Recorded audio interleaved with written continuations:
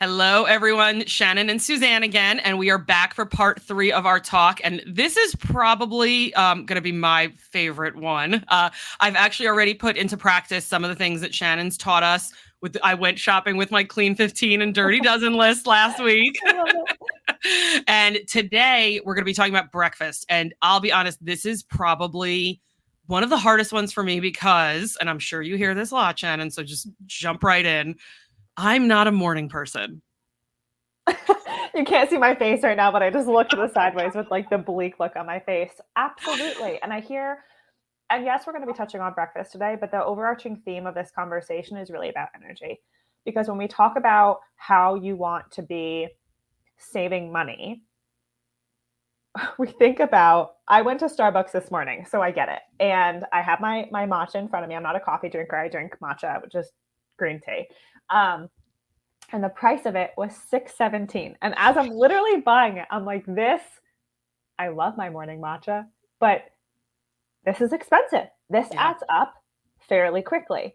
And when we're not doing things from a health and fitness standpoint to maximize our energy, that trickles into unnecessary spending in so many areas of our life. We're talking multiple cups of coffee a day. I have spoken with individuals who drink probably 3 to 4 cups, which if you multiply that number, I guarantee they're not making 3 to 4 cups at home when they're out on the work site or out at the office.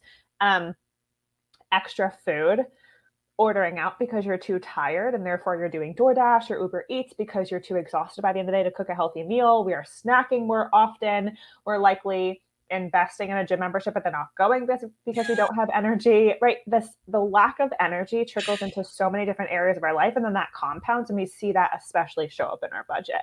And one of the easiest ways that you can increase your energy is by eating breakfast, and is by starting your day with that really healthy meal that's going to stabilize your blood sugar.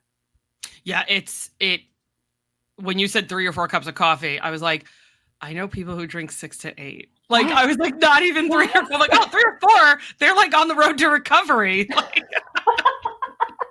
yeah, I mean, well, my husband's active duty military. And, coffee is, especially when they're doing day shift, night shift, swing shift, back-to-back shifts if something's going wrong, or as we like to jokingly say, North Korea decides to do something stupid. All of a sudden guys are on call that had just left work an hour ago.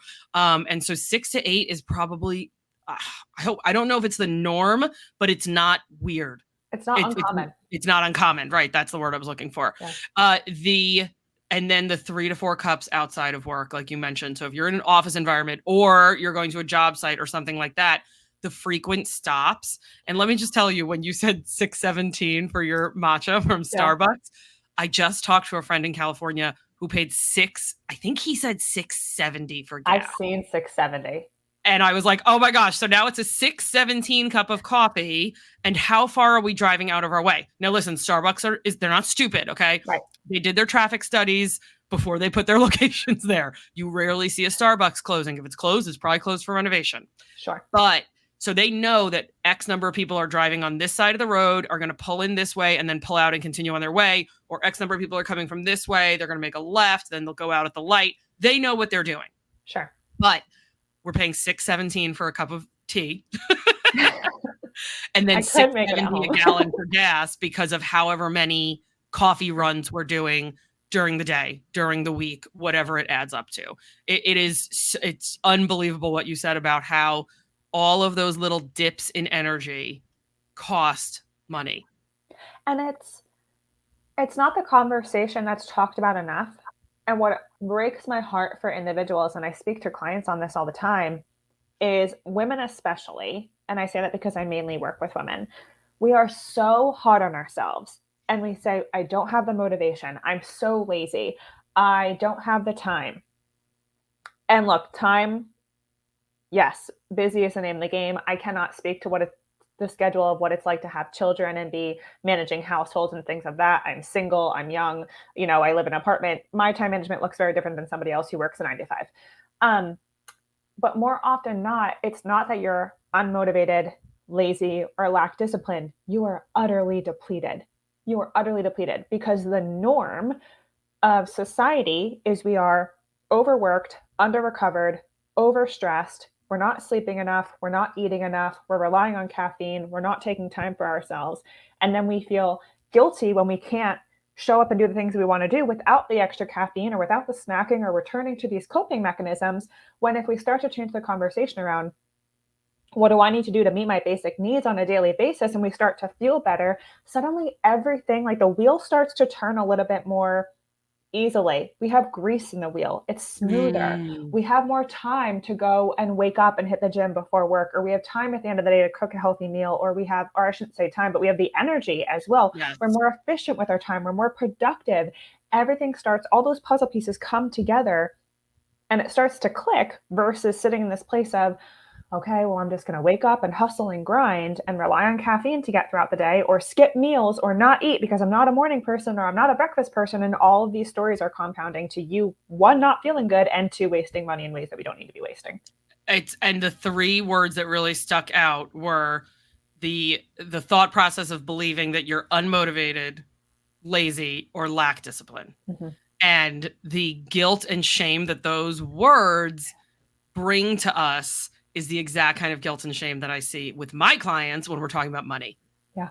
You know, you don't have it, you don't make enough money. Maybe you're unmotivated, lazy, or lack discipline, because if you didn't have those things, if you weren't those characteristics, maybe you'd have a better job, maybe you'd have a higher income. And successful.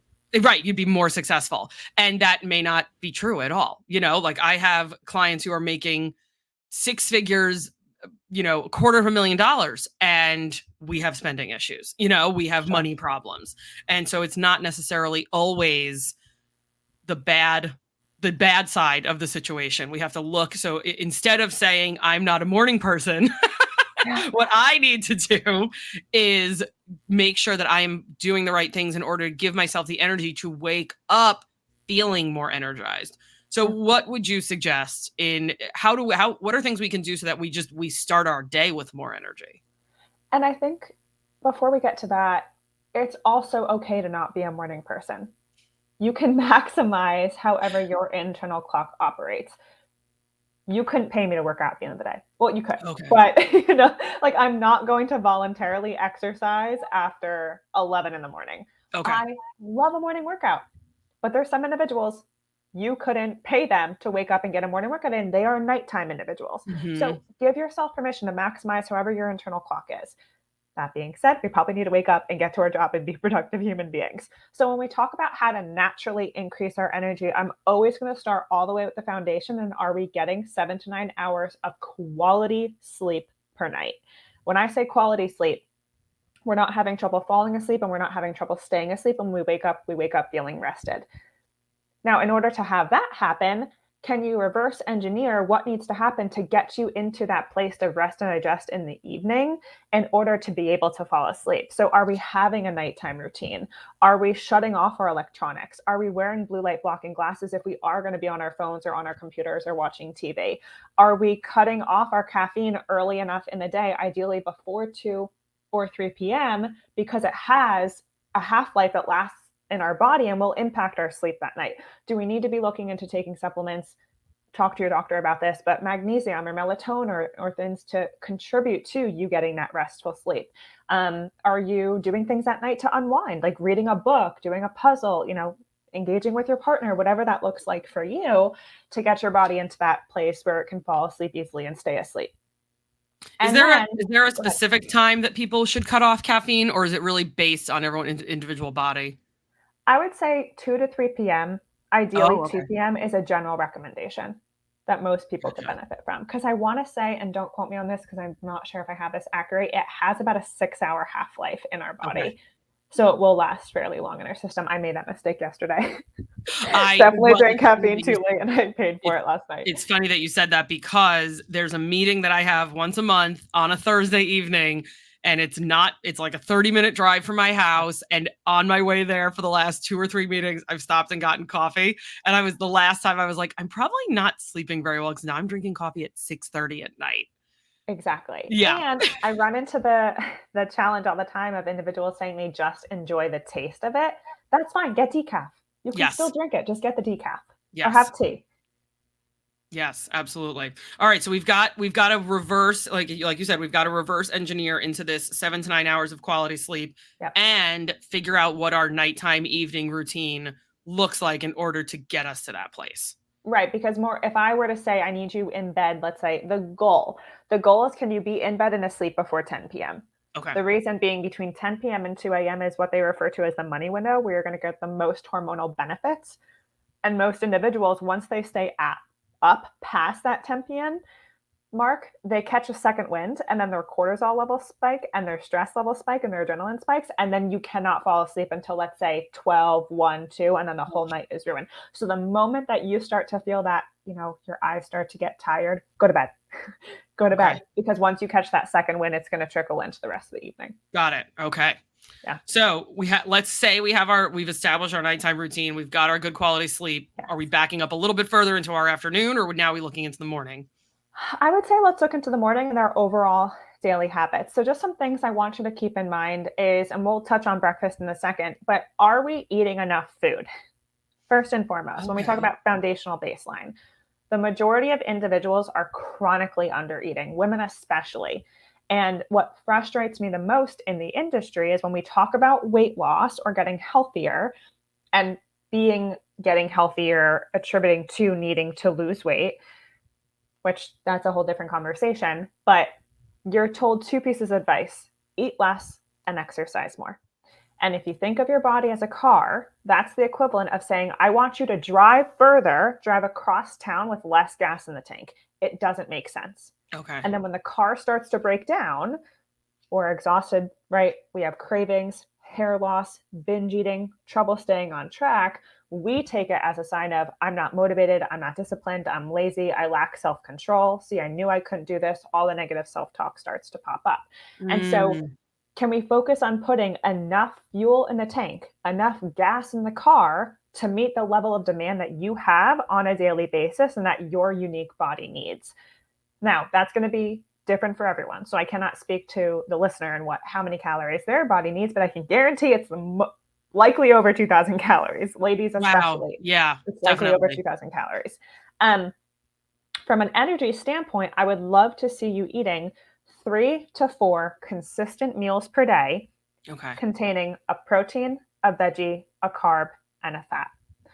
The reason being is it's going to stabilize your blood sugar. It's going to give your body the macronutrients for energy that it needs and the micronutrients it needs for health, which means we also want to be prioritizing that at breakfast, not skipping meals, not going too long between eating, not intermittent fasting, just 3 to 4 consistent meals per day. And I promise you that you will feel the difference energy wise. Awesome. All right. So now let's say we've gotten ourselves through lunch. Yes. Right. Okay. Well, what are some things that are there, I know everyone's always looking for quick fixes, but for the not so enthusiastic morning people, is there anything specific you recommend, like yogurt and a fruit, like quick grab and go stuff? What would be a good combination for breakfast time? I personally love smoothies Okay. because it's quick and easy and you can pre-make the ingredients, put them in a plastic bag, pop them in the freezer, and then take them out of the freezer and just blend it in the morning, and it will take less than 10 minutes. My clients, and I say this because if anyone knows me, meal ideas is not my strong suit. So I have an entire recipe guide that we're going to give you guys today, because it's done the work for you. Meal ideas are not my strong suit. But I love like egg cups, especially if you're someone who goes to Starbucks and you buy the egg cups, just make them at home. You will save money, right? Yeah, definitely.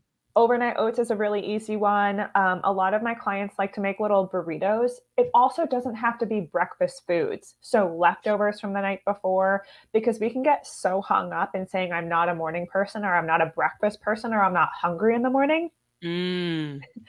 I always chuckle when I hear that individuals say they're not hungry in the morning, because you're not hungry, but you're usually not eating and then drinking caffeine, and caffeine suppresses your appetite. So are you really not hungry? Or are you just drinking coffee and then you're not hungry because you're not drinking coffee? Gotcha. Right. Because you wake up and you're like, well, I don't want a full meal, but I'll have a cup of coffee. And then that just continues the cycle of not being hungry, quote unquote. Exactly. And then your stress level spikes because it's caffeine, and that stress response means you're going to crash later on in the day. So we're going to give you a recipe guide at the end of this episode. It's a free download. It has 2 weeks of done for you breakfast recipes with plant-based, vegan, vegetarian, gluten-free options. So it'll meet every single dietary preference. Tons of non-egg options because everyone always thinks of eggs in the morning. It doesn't have to be eggs focused. We have pancakes and muffins, like delicious recipes. So find something that's really easy for you. But it doesn't necessarily have to be breakfast food, and it doesn't have to be huge. I just need you having something. I was going to say, it doesn't need to be, even if you don't like eggs, right? We all know that one person in our life that like does not like eggs and would never eat a scrambled egg or any type of egg. But it doesn't have to be the egg thing, right? It could be plain chicken with something thrown on it or whatever it is. Like, it doesn't have to be the traditional breakfast foods that we all have in our heads. Absolutely. And if breakfast gets you hung up, just think about it as the first meal of the day. Just meal number one. It could even be leftovers. Yes. Big leftover person right here. Same. All right. So go ahead. Yeah. So now all right. So that maybe is our breakfast thing. So then we're also focusing on the protein, the veggie, the carb, and the fat at lunchtime as well, too. Yeah. Is there a magic time to eat lunch? Is it just when you get hungry? Do you want to eat before you get a little hungry? Where does that come in? Because there's also those people out there who follow the like eat a little something every 2 hours thing. And I know some people that it's worked for. Yeah, because it speeds up your metabolism. Right. So where would that time, now we're looking at lunchtime. What time are we looking at? Where's our ideal situation with that? Sure. I love to keep it so simple. I don't care what time you eat. Okay. I want 3 to 4 meals a day. Okay. Ideally, a meal should keep you full from 4 to 6 hours. So that's a good way to look at it. Yeah. And for example, I would love to see you eating breakfast within 1 hour of waking. Okay. So then you start to think, okay, 4 to 6 hours from that standpoint. That being said, I think of teachers, for example, where you have a set time where you need to eat. Just eat then. It doesn't need to be complicated. I don't need you waiting to eat. I don't need you fasting. I don't need you looking at a clock and saying, okay, I can eat now, because that's where it just gets messy. Just make sure you're fueling your body, putting gas in the car at multiple standpoints throughout the day, with the awareness of, if you are noticing that you're getting hungry, between those meals, you're either not having enough or you're going too long between eating. Okay. So then maybe if you're hitting the 5-hour mark and you're starving, we need to back into the 4-hour window instead of the 5-hour window. Sure. Or throw in a snack, whatever is going to work best for your schedule. Mm-hmm. Awesome. What any other tips throughout the day? I know that you specifically said we want to avoid the 2 p.m. coffee. But are these techniques going to help us avoid the 10 a.m. coffee? Absolutely. I used to work in an office building, and we moved locations into this beautiful, beautiful new building, and my office window catty cornered to the kitchen. And so I will tell you, there were less people in the kitchen in the morning. And then all of a sudden 10 a.m. there was like a coffee rush at 10 a.m. And I don't know if it was like a social event, like maybe one person saw one person go to the kitchen and get a cup of coffee, and then the next person. And of course it was like, they had this ridiculously fancy coffee machine, that made whatever and ground it and blah, blah, blah, blah, blah. I can't imagine what the thing cost. But I don't know if it was a social thing or if it was like, is there such thing as like a 10 a.m. coffee run? Yep. We see the crash happen either at 10 or 11 a.m. or at 2 and 3 p.m. And you can contribute it back to usually not having breakfast. Whatever you do in the morning, what you eat or don't eat impacts what you eat or don't eat at lunch, which impacts what you eat or don't eat at dinner. It's a giant rubber band. And if we're starting our day off depleted or just having that coffee in the morning, we notice it crash by 10 or 11, and then we eat something to compensate, or we drink something to compensate. And then if you think about it, 4 hours later is about 2 to 3 p.m. So it's this giant roller coaster ride over the course of the day. And I talk about breakfast as being a domino, where once you tip that, all the other habits throughout the day become easier because you're setting yourself up for success. Yeah. What I will also say is I would love to see individuals walking 6 to 8,000 steps on a regular basis. When we are sitting all day, energy is very stagnant. And a lot of times we get so hung up and focused on the 1 hour workout, whether it be in the morning, whether it be in the evening, it doesn't matter, or at lunch if you have time for that. But we forget that the other 23 hours of the day matter just as much in order to maximize our energy and be healthy individuals. Walking from a weight loss standpoint is one of the best forms of exercise because we're able to harness our metabolism in that way Mm. without it impacting our appetite. What we see a lot of individuals do from a weight loss perspective is sway towards these long duration runs, HIIT workouts because they quote burn a lot of calories, and they'll burn more calories in that 1 hour window. Yes, I would rather see you strength training. However, walking, you burn a lot of calories and you build the efficiency of your metabolism without inducing a stress response and without increasing your appetite. And so it's Mm. also going to just help keep that natural energy up because a lot of times when we get to the evening and when it's time to go to bed, we can find ourselves wired but not tired. We have all of this pent up energy because we haven't spent it throughout the day. We've been on our computers, we've been on our phone, we've been typing away, sending emails, and we haven't actually expended that energy for our body to get into that rest and digest state. To get into the place where we want to go to bed. Right. Absolutely. Exactly. Yeah. I find if I 100% agree because even just getting up and like walking outside, getting Yes. outside of the office, house, wherever we're working now, environment, and just walking outside, like into fresh air. Maybe it's a little too hot outside, depending on where you are. Maybe it's a little too cold outside, but just Yeah. taking that break in the middle of the day and breathing in fresh air. I find that those days where I literally either set an alarm, and I know that that's, can be a little difficult to remember, but like set an alarm where it's like, or I look at the clock and I go, oh my gosh, I've been sitting here for 2.5 hours. Yeah. I haven't gotten up. I haven't gone to use the bathroom because I haven't had to. Yeah. I finished my water. I didn't even Yep. notice. And Haven't eaten lunch because I didn't even realize, and I've been haven't working even for 8 hours. Yeah. and then just stepping outside for like a couple breaths of fresh air, walking around. If you're in an office building, I know I have two clients who are friends and work together, and they walk. Their lunch breaks at like 11 a.m. because that's what Yeah. time, like you said, some people are stuck with certain time breaks, and they walk their office complex together. And one night, one of them said to me, oh, so and so and I didn't get to do our walk today, and I feel so out of sorts. Yes. It It was makes like such a pouring or difference. hurricane or something like that, Yeah. but it wasn't their Unacceptable. I'm just kidding. right. But whatever reason, like they physically couldn't get outside, Yeah. and it like carried through the rest of the day to the point where when I met with her in the evening, it was one of the first things she said to me. So we didn't do our walk, and I feel like I didn't get everything done today, or my day was not complete, or my energy isn't here, or whatever it was. So Yeah. it does make such a huge difference. Yeah, I mean, your routine and what you're doing is your oxygen mask throughout the day. I always say you must raise your level of self care to the level of demand that you have in your life. If your job is stressful, if you have kids who are relying on you, if you have a household that you are running and you're not taking care of yourself, the difference between the energy that your life requires and what you are putting in is so drastic. We will see compensations later on down the road. So if you are that busy, if your schedule is that demanding, you better be getting yourself up in the morning and doing something for yourself, eating your breakfast, drinking your water, taking yourself out for a walk, going to the gym, training to be strong, reducing your stress.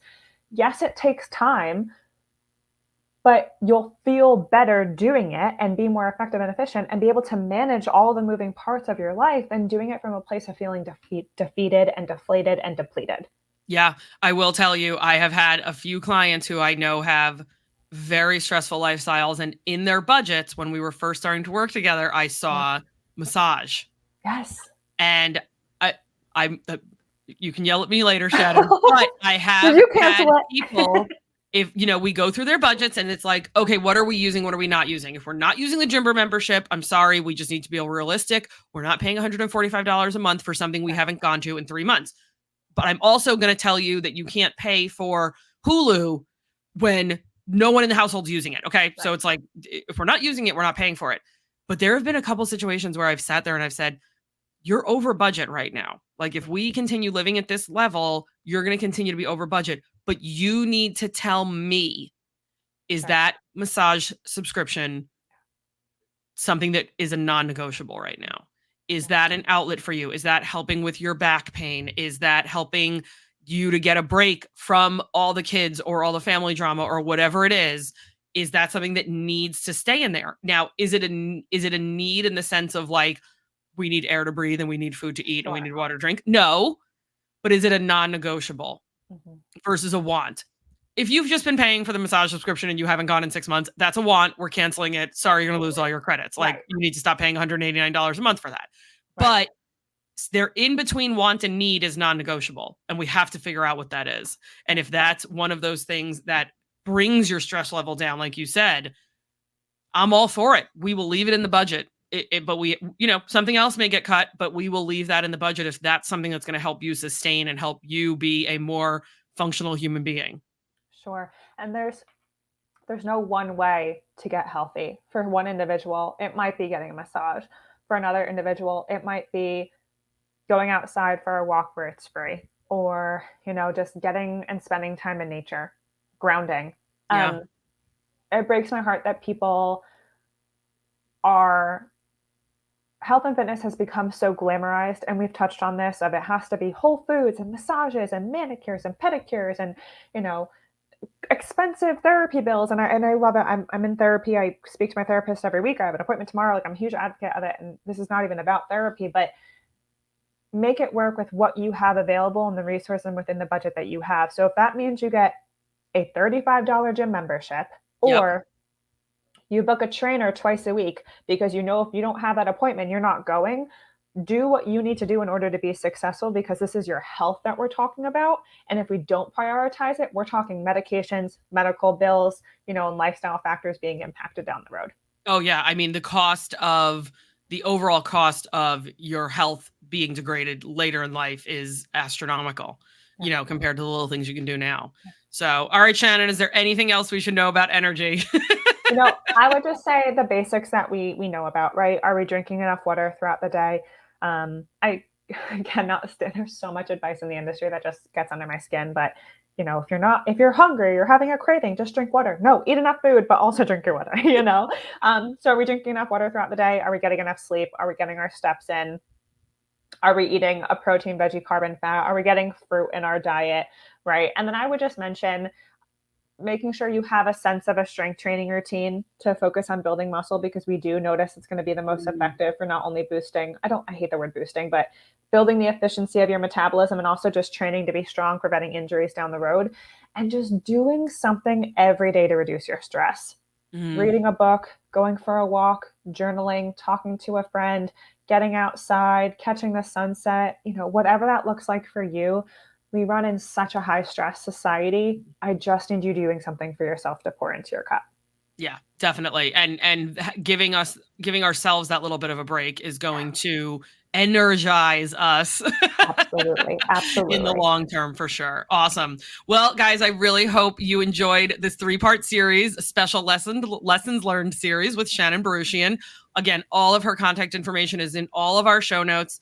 Today, our free download is going to be the breakfast recipes to help you increase your energy without the 2 p.m. or 10 a.m. or 4 p.m. coffee. Yep. You can still have your coffee. We're just going to get that energy up. Exactly. And I check all the show notes from the previous 2 episodes for all the other downloads and all of Shannon's contact information. Shannon, this has been so much fun. Thank you so much for all your help and all your advice for our listeners. Oh, thank you so much for having me. It's been my pleasure.